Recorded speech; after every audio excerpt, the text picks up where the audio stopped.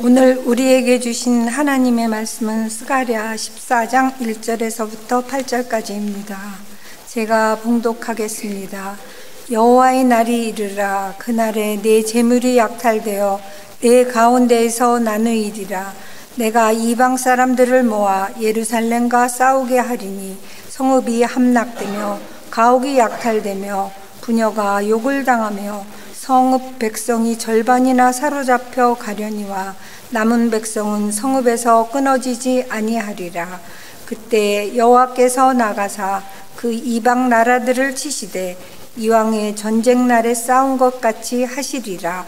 그날에 그의 발이 예루살렘 앞 곧 동쪽 감람산에 서실 것이요 감람산은 그 한가운데서 동서로 갈라지며 매우 큰 골짜기가 되어서 산 절반은 북으로 절반은 남으로 옮기고 그 산 골짜기는 아셀까지 이를지라. 너희가 그 산 골짜기로 도망하되 유다 왕 우시야 때에 지진을 피하며 도망하던 것 같이 하리라. 내가 하나님 여호와께서 임하실 것이요 모든 거룩한 자들이 주와 함께 하리라. 그날에 빛이 없겠고 광명한 것들이 떠날 것이라. 여호와께서 아시는 한 날이 있으리니 낮도 아니요 밤도 아니요 어두워 갈 때에 그 빛이 있으리로다. 그날에 생수가 예루살렘에서 솟아나서 절반은 동해로 절반은 서해로 흐를 것이라. 여름에도 겨울에도 그러하리라.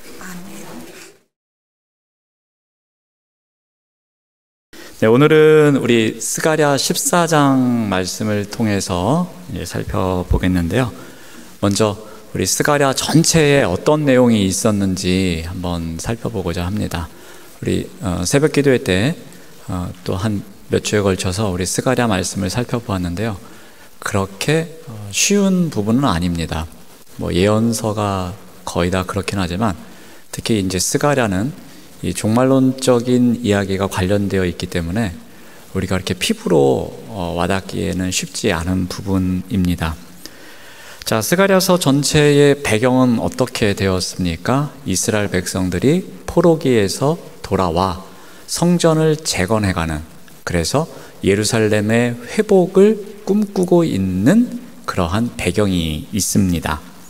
특히 1장에서 8장 부분은 이 하나님께서 이 환상과 말씀을 통해서 어떤 위로해 주시고 격려해 주시는 그러한 내용이 담겨 있습니다. 그러한 가운데 가장 중심이 되는 내용이 무엇입니까? 우리 스가랴 4장 6절은 이러한 기록이 있습니다. 이는 힘으로 되는 것이 아니다. 능력으로 되는 것도 아니다. 오직 하나님의 영으로 되는 것이다 라는 주제 말씀이 담겨 있습니다. 그리고 이 말씀을 배경으로 하는 8가지 환상 이야기가 펼쳐집니다. 이제 이어지는 이 9장에서부터는 어떠한 내용이 나오는가 하면은 이제 이러한 구원은 이스라엘 백성만을 위한 것이 아니라 이제 열방으로 확장이 되는 이야기가 나옵니다. 그래서 우리가 잘 알고 있는 메시아가 나귀를 타고 오실 것이다. 그 겸손한 왕이 오실 것에 대한 이야기가 나옵니다. 이 왕은 정복자가 아닙니다. 그리고 겸손하게 오셔서 정의를 펼치실 왕임을 소개하고 있습니다. 그리고 이 왕이 오시면 이스라엘만이 아닌 이스라엘을 넘어 땅끝까지 그 복음이 전해질 것에 대한 이야기도 나옵니다. 자, 그런데 문제가 무엇입니까? 이 백성들이 참 목자를 알아보지 못하는 거죠. 그래서 모욕적인 가치를 매깁니다. 그 은 30개의 그 메시아를 모욕적으로 넘겨버리는 그러한 이야기를 소개합니다. 그런 가운데 여호와의 날이 가까워집니다. 여호와의 날이 오면 어떠한 일이 생깁니까? 그 전에 열방이 예루살렘을 치는 그러한 일이 일어납니다. 그런데 이것은 심판으로 끝나지 않습니다. 회복이 있음을 이야기합니다. 백성들이 통곡하며 회개합니다. 그러자 이 어떠한 일이 생기냐면 13장에 나오는 이야기가 더러움을 씻는 샘물 이야기가 나옵니다. 죄와 더러움을 씻는 샘 이야기. 그래서 백성들이 비로소 이 우상과 거짓 선지자들로부터 완전히 정결케 되는 이야기가 나옵니다. 자, 이러한 배경 가운데 이제 마지막 장인 14장에 도달하게 되면서 이 여호와의 날에 대한 본격적인 이야기가 펼쳐집니다. 자, 그 부분에서 일부분을 오늘 한번 다루도록 하겠습니다. 자, 오늘은 우리 큐티책에 있는 문제를 풀면서 같이 한번 내용을 전개하고자 하는데요. 큐티책이 있으신 분은 186쪽에서 187쪽에 있는 부분을 펼쳐 놓으시면 됩니다. 몇 분이라도 이렇게 제가 말씀드리지만 종이 넘기는 소리를 인위적으로 내셔야 됩니다. 그래서 이제 186쪽에 보면은 말씀 나누기에서 첫 번째 관찰과 묵상 문제가 나옵니다. 자, 여호와의 날에 이방 나라들이 예루살렘과 싸울 때 하나님은 어떻게 행동하시는가입니다. 그러니까 여호와의 날이 임할 때에 하나님께서 어떻게 행동하시는지 그것에 대해서 이 스가랴 14장 앞부분에서 다루고 있습니다. 여러분, 우리는 누구나 이 디데이를 좋아합니다. 막 카톡에다가 디데이가 며칠이고 이제 며칠 남았고 그러면서 그날을 이렇게 꿈꿉니다.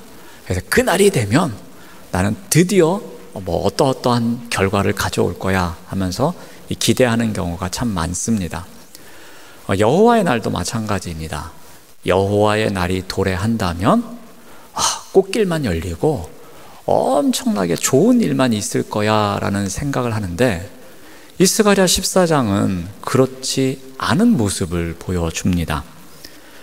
여호와의 날에 완전한 승리가 아니라 이거 뭐 찬물을 끼얹는 뭐 그런 일을 묘사하고 있습니다. 우리 1절 말씀을 보면 여호와의 날이 이르리라 그날에 내 재물이 약탈되어 내 가운데에서 나누이리라 라고 합니다. 여호와의 날이 이르렀어요. 그런데 무슨 일이 생기냐면은 내 재물이 약탈되고 내 가운데에서 나뉘는 그러한 일이 생길 것이라고 합니다. 승리의 날이라고 그 디데이를 손꼽아 기다리고 있었는데 그 승리의 날에 승리가 아닌 약탈, 영광이 아닌 수치, 이것이 찾아온다고 말합니다. 여호와의 날에 적들이 멸망하는 것이 아니라 오히려 내가 멸망하는 시작이 도래한다라는 표현으로 보여집니다. 자, 그런데 이 역설 속에 하나님의 뜻이 담겨 있습니다. 그것을 나타내는데 그것은 무엇은 의미인가 하면은 이 여호와의 날은 이렇게 1절이나 2절에서 보여지는 것처럼 절망만이 아니라는 겁니다. 새로운 소망이 펼쳐지게 되는데요. 그 대반전을 3절에서 이렇게 이야기를 합니다. 그때에 여호와께서 나가사 그 이방 나라들을 치시되 이왕의 전쟁 날에 싸운 것 같이 하시리라 라고 합니다. 그러니까 3절에서 그 여호와의 날의 반전을 소개하는데요, 하나님께서 직접 개입하시는 장면을 묘사하고 있습니다. 하나님은 지금까지 침묵하시는 것 같았고 멀리서 바라만 보시는 것처럼 묘사가 되었는데 이 극심한 혼란 속에서 여호와의 날이 임하면 그 하나님께서 직접 전쟁터에 나가서 앞장서서 싸우는 장수처럼 그것을 해결하시는 능력의 전사로 등장합니다. 그래서 이러한 표현이 나오죠. 나가사 치신다라고 합니다. 여호와께서 직접 나가셔서 직접 치신다라는 표현을 통해서 이 여호와의 날, 구원의 날임을 이야기합니다. 여호와께서 하나님의 백성을 외면하지 않으시고 직접 승리를 이끄시는 확고한 소망을 심어 주십니다. 자, 이러한 부분을 보면서 우리 적용 문제 첫 번째 문제가 있는데요. 한번 보시면은 성도를 위해 친히 싸우시고 승리하신다는 하나님의 약속이 내게 이루어진 때가 있느냐, 또는 그것을 이루어지기를 소원하면서 계속해서 바라고 있는 때가 있느냐라는 적용 문제입니다. 그러니까 우리가 앞에서 다룬 내용이 여호와의 날이 임하면 여호와께서 직접 나가사 치시되라는 표현을 통해서 하나님께서 개입하신다는 내용을 다루어 보았습니다. 자, 그렇다면 그 다음에 우리가 적용점으로 찾아볼 이야기는 하나님께서 나를 위해서, 우리를 위해서 친히 그렇게 싸우신 경험이 있느냐, 또는 앞으로도 그러한 것을 소망하면서 기도하는 것은 무엇이 있느냐라는 문제입니다. 한 두 가지로 접근을 해보겠는데요. 자, 먼저 우리가 과거의 이야기입니다. 과거에 과연 하나님께서 나에게 이렇게 개입해 주셔서 직접 싸우신 일, 그러한 일이 무엇이 있을까라는 것입니다.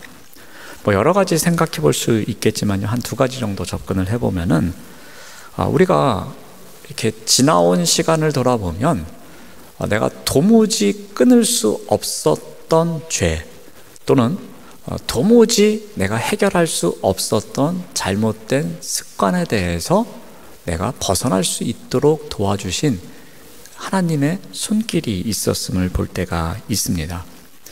내 의지만으로는 절대로 해결할 수 없었던 일입니다. 그런데 그 일에 대해서 내가 하나님께서 도와주시기를 간절히 바라고 있었을 때에 어느 순간 정말 하나님께서 직접 개입하셔서 그 문제에 대한 해결, 내가 어떤 그 잘못된 습관이든 계속 반복되고 있었던 죄든 그 부분에 대해서 해결되는 것을 경험하는 일이 있습니다. 나는 이건 진짜 안 돼. 그럴 때에 하나님께서 나를 위해서 직접 싸우신 그런 경험이 우리에게 있을 것입니다. 한번 그러한 일들이 있다면 이따 또 모임하실 때 나눠보시면 좋을 것 같기도 합니다. 또 하나는 이러한 경우도 있습니다. 이거 저도 경험했던 일이긴 한데요. 이 영적 침체의 골짜기를 지날 때가 있습니다. 영적 무기력증이죠. 어떻게 보면은 영적 무감각증에 빠져 있을 때가 있습니다. 그래서 기도할 힘도 없고 말씀을 들어도 뭔 말씀인지도 모르고, 그리고 찬송을 불러도 전혀 이전에 누렸던 감동이 없는, 그렇게 우리가 영적으로 무력해지는 때가 있습니다. 영적 골짜기를 지나는 때가 있습니다. 그런데 내가 여기서 과연 빠져나갈 수 있을까 하면서 절망하고 있었지만 어느 순간 누군가의 도움을 통해서든 아니면 어느 경험을 통해서든 그 순간을 통해서 내가 언제 영적 골짜기를 지났지 할 정도로 또 영적인 기쁨을 누리는 때가 있었습니다. 아마도 그런 경험, 비슷한 경험들이 있을 것입니다. 내가 이 터널에서 과연 버텨낼 수 있을까? 이 터널의 끝은 과연 있을까? 이렇게 살아가는 것이 무슨 의미가 있을까? 내가 그리스도인이 맞을까? 이렇게 내가 그냥 아무 마음 없이 껍데기만 왔다 갔다 하는 거, 이게 의미가 있을까? 그런 생각을 할 때가 있지 않습니까? 그런데 그런 가운데에서도 내가 중심을 지키고 있을 때에 하나님께서 그 삶의 자리에 개입해 주셔서 나를 골짜기에서 건져 올려 주시는 그러한 일들이 있지 않습니까? 한 달 내내 주일날 와가지고 무슨 설교를 하는지 잘 모르고 있다가 어느 날 갑자기 어느 단어 하나에 마치 그 머리를 망치로 이렇게 맞은 것처럼 그거구나 하면서 깨달으면서 갑자기 내가 영적인 힘을 얻을 때도 있지 않습니까?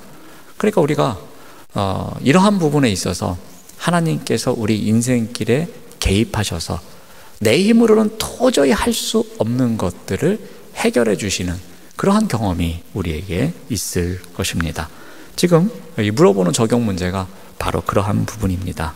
우리를 위해서 친히 싸우시고 승리하신다는 하나님의 약속, 그 약속이 나에게 이루어진 것이 무엇이 있는지를 나눠보자는 것입니다. 자, 또 하나는 어떤 미래적인 일이죠. 우리가 이런 과거에 이러한 기억이 있다면 또 미래적인 사건은 하나님께서 이렇게 개입하시는 가운데 우리에게 은혜를 베풀어 주셨듯이 내가 지금도 계속 붙잡고 있는 문제, 하나님 이거는 내 힘으로는 도저히 할 수 없는 일입니다 하면서 기도하고 있는 문제, 그 문제에 대해서 하나님께서 개입해 주실 것에 대한 소망을 갖고 있는 것이 무엇이 있느냐라는 겁니다. 그래서 이 첫 번째 적용 문제는 과거와 미래에 대한 이야기입니다. 제가 올백 구역 예배든 어떤 또 개인적인 신방을 통해서든 이렇게 기도 제목을 들을 때 거의 요즘은 10가정 중에 한 8가정, 9가정이 이 집 나간 아들 또는 집 나간 딸 또는 집 나간 사위 그렇다고 이렇게 가출했다는 게 아니고요, 영적으로 집 나간 자녀를 이야기합니다. 그 이야기들을 너무나도 많이 하십니다. 우리 딸이 결혼하기 전까지는 교회에서 이런 봉사도 하고 저런 봉사도 했었는데 그 남자를 사랑함과 동시에 이 신앙은 저버리고 세상을 쫓아가기 시작했는데 제가 새벽마다 눈물을 흘리면서 기도해도 이 딸은 20년째 돌아오지 않고 있다고 그런 얘기를 합니다. 저도 참 그런 얘기를 들을 때마다 마음이 아픕니다. 그런데요, 제가 요새 와서 느끼는 거는 이제 집사님들, 권사님들만의 이야기가 아니에요. 이제 목사님들의 이야기도 되고 있어요. 제가 알고 있는 목사님들 중에서 몇몇 분들이 같이 기도 제목을 나눌 때 이런 이야기를 해요. 목사님, 저기 기도 부탁합니다. 뭔데요? 우리 둘째가 요즘 집을 나갔어요. 그래요. 둘째가 집을 나가서 중2인데 집을 나가서 몇 주째 교회를 안 온대요. 그래서 자기가 교회를 가서 너무 창피해서 어떻게 해야 될지 모르겠다고 합니다. 몇 년 전에 그런 이야기들이 혹가다 한두 분에게 들려왔어요. 근데 요즘은요, 이 목사님도 그러고 저 목사님도 그러고 목사님들도 그런 이야기를 이제 많이 해요. 그러면서 5월 달이 되면 너무 힘들대요. 이 가정의 달에 신앙의 대물림 그런 이야기들을 해야 되는데 그런 설교를 할 수가 없다는 거예요. 자신이 그렇게 됐는데 집사님들, 권사님들에게, 자식들에게 신앙의 전수를 해줘야 됩니다. 그런 이야기를 못 하겠다면서 눈물을 흘리면서 그런 기도 제목을 나눕니다. 그러니까 이게 점점 우리의 하나님, 이건 내 힘으로 할 수 없습니다. 중2짜리가 교회 안 오는데 아무리 윽박질러도 이제 안 되고 이것도 안 되고 저것도 안 되고 다 안 된대요. 그러니 어떻게 하겠냐고. 그러면서 그냥 새벽마다 울면서 기도할 수밖에 없다고. 그런 이야기를 하는 목사님들이 이제 늘어나기 시작했어요. 이제 우리 권사님, 집사님들만의 이야기가 아닙니다. 자, 가정의 구원. 그 이야기는 예전에도 그랬고 지금도 그랬고 앞으로도 그럴 것이고 그 부분에 대해서 우리가 계속해서 기도해야 될 부분. 그런데 과거에도 그러하셨듯이 언젠가는 또 그 부분에 대해서 하나님께서 필요에 따라서 개입해 주시고 만져주실 것이라는 소망을 우리가 품고 나아가야 한다는 것입니다. 어떻게 보면 그 또한 우리가 한가운데에, 그 영적 싸움의 한가운데에 놓여 있다는 것, 계속해서 그 자리에 있다는 것. 그렇지만 하나님께서는 그 영적 싸움의 한가운데에 언젠가는 계속해서 개입해 주실 것이라는 것, 그것을 우리가 소망을 갖고 있어야 한다는 겁니다. 또 개인적으로도 어떤 질병의 문제, 고통의 문제, 고난의 문제, 내가 해결할 수 없는 것에 대해서 계속해서 붙잡고 씨름하고 있지 않습니까?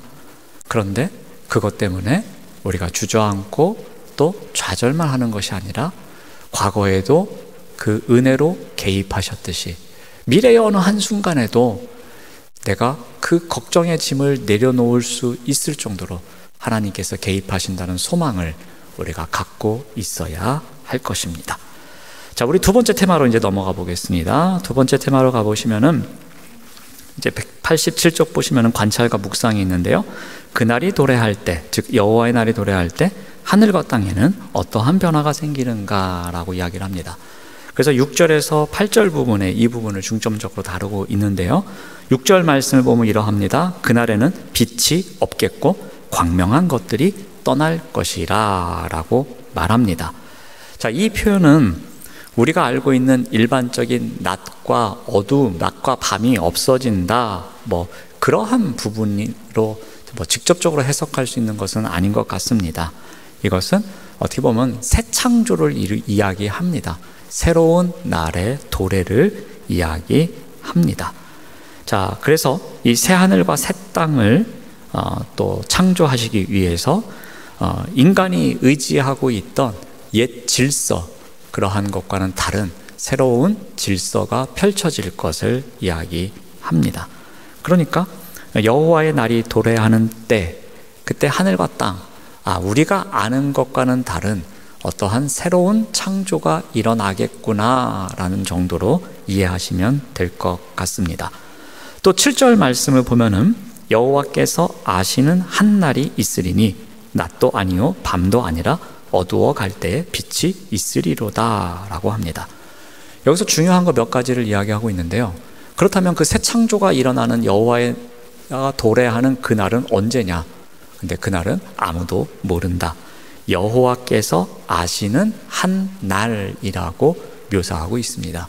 그래서 이 부분에 대해서 꽤 오래전 일이지만 이단들이 언제다 해서 어디로 모여라 이런 부분들이 계속 일어나고 있었죠. 중요한 것은 여호와께서 아시는 한 날이라는 것, 우리는 모른다라는 것, 그렇게 이야기하고 있습니다. 그리고 여기서 중요한 것은 어두워 갈 때에 빛이 있으리로다 라고 말합니다. 여기에 여호와의 날에 대한 너무나도 중요한 이 진리가 담겨져 있습니다. 자, 이 말씀을 그대로 보면은 어두워 갈 때에입니다. 어두워 갈 때에라는 표현에 담겨져 있는 의미가 무엇이겠습니까? 모든 희망이 사라져가는 겁니다. 그러니까 빛이 사라지고 지금 점점 어두워져 가고 있습니다. 야, 이젠 끝이구나. 이제는 아무것도 보이지 않겠구나 하는 그때입니다. 마지막을 알리는 신호처럼 여겨집니다. 그런데 그때 어떠한 일이 일어난다고 합니까? 어두워 갈 때에 빛이 있으리로다 라고 합니다. 어찌 보면 역설적이지 않습니까? 어두워져 가고 있는 그때에, 그 말은 빛이 다 사라지는 때거든요. 그런데 그때에 빛이 있을 거야 라고 말합니다. 그런 이 빛은 어떠한 빛이겠습니까?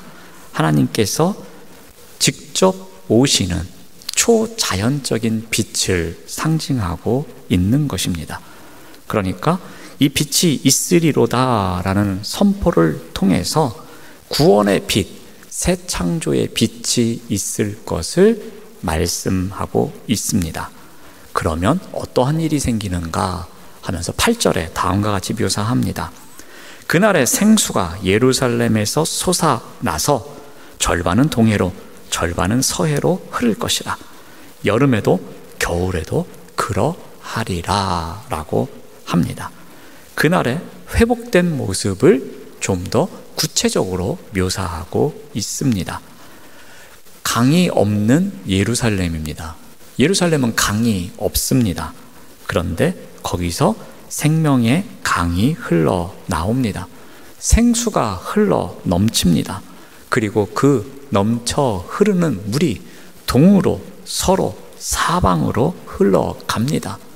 여름에도 그렇고 겨울에도 그렇습니다. 건기에도 그렇고 우기에도 그렇습니다. 항상 그 샘물이 흘러 넘칠 것을 이야기합니다.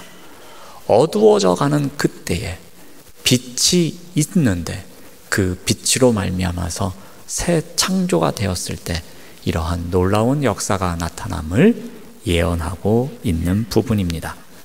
자, 이 내용을 통해서 적용 문제를 이렇게 적어 놨습니다. 제가 문제를 읽어드리면은, 세상에서 나는 무엇에 욕심을 부리는지, 왜 그것을 포기하지 못하고 있는지 나누어 보세요 라고 합니다. 6절, 8절 내용하고는 뭔 연관이 있는지는 잘 모르겠습니다. 그런데 하여튼간 문제가 있으니까 같이 한번 풀어보도록 하겠습니다. 자, 세상에서 나는 무엇에 욕심을 부리는지, 왜 그것을 포기하고 있지 못하는지 나누어 보자 라고 하는데요. 자, 우리가 갖고 있는 욕심 여러 가지 있습니다. 네, 대표적인 건 두 가지만 나누고자 합니다. 첫 번째, 많은 사람들이 갖고 있는 욕심이 인정욕구입니다. 여러분, 인정욕구는 긍정적인 면이 있고 부정적인 면이 있습니다. 누구나 인정욕구가 있습니다. 인정욕구 없는 사람이 어디 있겠습니까? 착한 척하는 저도 인정욕구가 있습니다. 전들 인정받고 싶지 않겠습니까? 누가 저한테 손가락질하면서 비난만 하면 제가 기분 좋겠습니까? 그런데 목사님 잘생기셨어요, 목사님 멋있어요, 그러면 저도 좋아합니다. 거짓말인 줄 알지만 좋아해요. 누구나 다 인정욕구는 있습니다. 그런데 이 인정욕구가 너무 지나친다든지, 인정욕구가 비뚤어져 있다든지, 인정욕구가 잘못되면 문제가 됩니다. 한번 예를 들어 보겠습니다. 막장 드라마를 한번 제가 각색해서 예를 들어 보겠습니다. A라는 사람이 있고 B라는 사람이 있습니다. A는 가난한 집에서 자랐습니다. B는 사장님 딸입니다. B는 그 기업체에서 팀장으로 일하면서 많은 사람들에게 인정을 받고 있습니다. B가 하는 일은 모든 사람들이 박수를 치면서 좋아합니다. 그런데 어느 날 공채를 통해서 고등학교 친구인 A가 그 회사에 입사했습니다. 그런데 이 A가 입사하자마자 실력을 드러내기 시작합니다. 복도에서 우연히 만났습니다. 야, 너 어떻게 우리 회사에 들어왔니? B가 있는 척합니다. A는 열심히 공부해서 왔노라고 이야기하고 또 열심히 일을 하는 가운데 프로젝트 하나를 성공시켰습니다.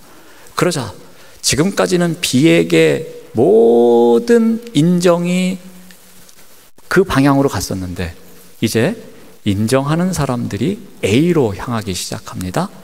그러자 B는 조금 전까지는 A에게 긍휼을 베풀고 있다가 자신의 인정받는 걸 빼앗아 가자 이제 시기심이 생깁니다. 질투심이 생깁니다.